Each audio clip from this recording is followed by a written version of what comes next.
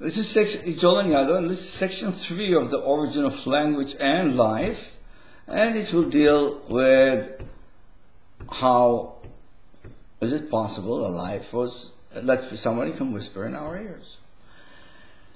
In other words, I'm asking who is in control of our domain. It seems no one wonders. No one sees the dichotomy that we have this major storage system that records everything and forgets nothing. We call it subconscious. But unfortunately, though we are diligently collecting the information, we have a very limited and selective access to it.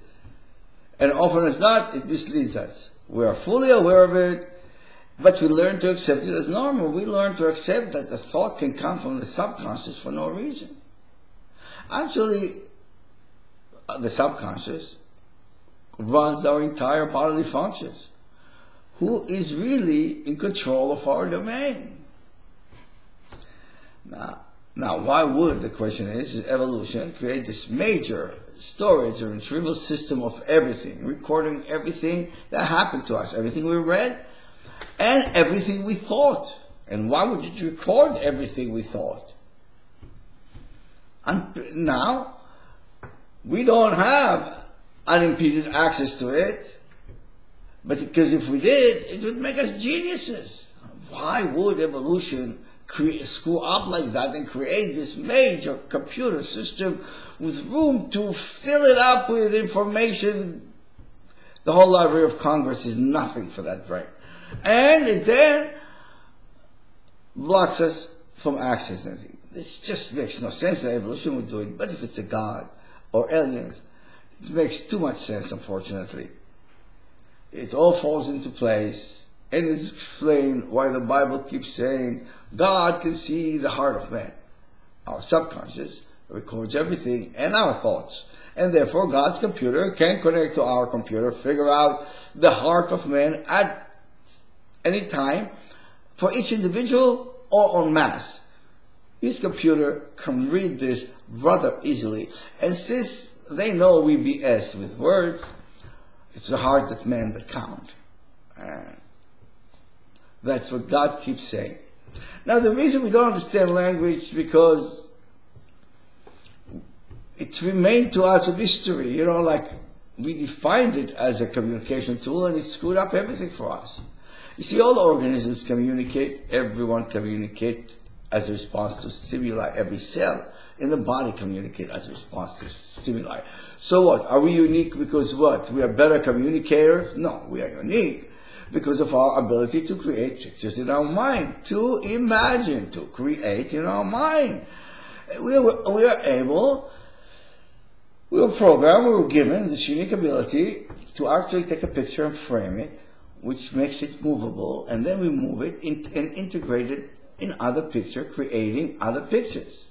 This is how it's done. Now, if that wasn't the case, like we said earlier, monkeys' cries are out of the limbic system.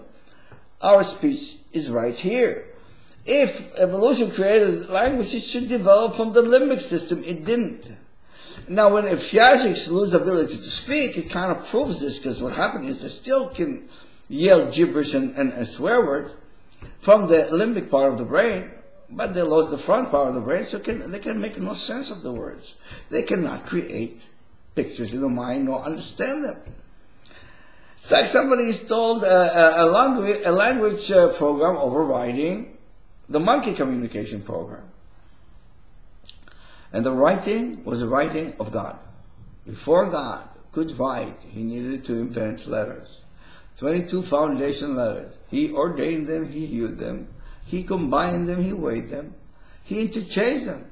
And he created with them the whole creation and everything to be created in the future. Sefer Yetzirah, Book of Formation, Manufacture, written by Abraham. Sounds like description of how God must have created the building blocks of life, DNA. He weighed them, he put them in size, he ordained them, and then he interchanged them. Sounds like a DNA creation. Now the pictures behind me, there are two pictures behind me, they were created by Dali, but they're actually made of the same 9 pictures. but they're arranged differently, and they're colored slightly differently. That's how all creations are. Building blocks, rearranged, recolored. Building blocks are letters. Now, God created letters that will create in the future. God created evolution. The Hebrew word shin, meaning spirituality. Shin, shina, like, is the Hebrew word shina, meaning change. Evolution was then according to this word program. Now, the word evolution itself is made of three Hebrew words, Iva, Lo, Shin, or Iva, El, Shin. God wished spirituality. That is what God desired from the first creation. Continued change. It was programmed in the first unchanging DNA.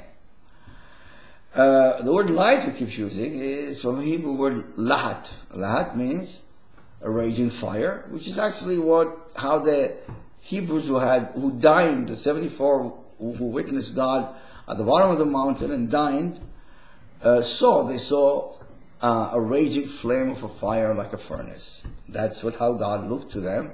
And the number 74, the reason 74 saw him, because it spelled out the word Ed, that means witness. Now the 23rd letter is the one letter that doesn't appear in any language, but it is the most important letter of any language. It is the God letter, the one letter never changed. The one letter single-handedly created every word ever uttered or written. It is the nothing. It is the space, the zero, that created everything. It explains the idea that nothing created everything. Nothing, space, still rules. There is very little matter in a vast, empty spaces. It is true when it comes to the universe. It's true when it comes to the atom. And it's true when it comes to any physical body. It's mostly space. Like the Kabbalah says, the rules from above and the rules from below is the same. Nothing rules everything. Now the 23rd letter created the 22 letters and 10 numbers with 32 original pictures, which he combined to create more and more complex pictures. This was first created in God's head. Bereshit actually means in God's head. Mistranslated as in the beginning. Well, actually it was in the beginning, in God's head though. And then, once imagined it, God translated it into His creation. Like a computer game. I mean, that's the only way we can really understand that. Now, each letter was used as a building block. Like atoms in a formula, letters were created to create words and so on and so forth. Now take the word Adam, written as A-D-M, Aleph, Dalet, Mem, made up of those three letters. It's a name. But each letter in Hebrew, like I said, had a meaning. So you have Adam, Aleph. Aleph means A-L-P, God of speech, God of thought. Dalet is De'ah, an idea, knowledge, and opinion. Mem, we know, means water and mother. Now, assuming and using this letter picture word, Adam means thought, Aleph, with knowledge, Dalet, in water, Mayim. Sound almost anecdotal, and I agree. Now, using a two-letter less esoteric system produces somewhat clearer results. A and Dam, God, blood. Adama, earth. Adam, earthly, with God, blood. Now, thought and information in water as a description of blood begins to make more and more sense, only after we kind of check it out with a two-letter source word which we introduce here. God is saying that Adam is a Cro-Magnon, was birthed with God, blood, and an earthling. Two races became as one. Indeed, the word blood kind of indicates just that. It means blood, bolad, in its birth. The Hebrew word bara, means to birth. And obviously it's in the word birth, but hidden with a th added, confounded. Now, the word create, which we always use, describe how God made the world. Bekara et, called out everything. Called out everything, create. Now this is got unnoticed in Israel because they keep teaching that Hebrew is based on a 3-letter root word, which they call shoresh. Shoresh, source, 3-letter source. This fact hides the fact that Hebrew is computerized. In other words, what seems hazy with a 1 letter and obvious using 2-letter disappears with the 3-letter root is assumed. This results that the word Adam, God blood, is never mentioned because they teach a 3-letter short. So you have words like, if you take the word narrow, meaning tzal, and you add a letter to it. If you add a letter in the middle, it's tzal, meaning sorrow, tzal, sorrows, tzari, sorry, same word, meaning narrowness.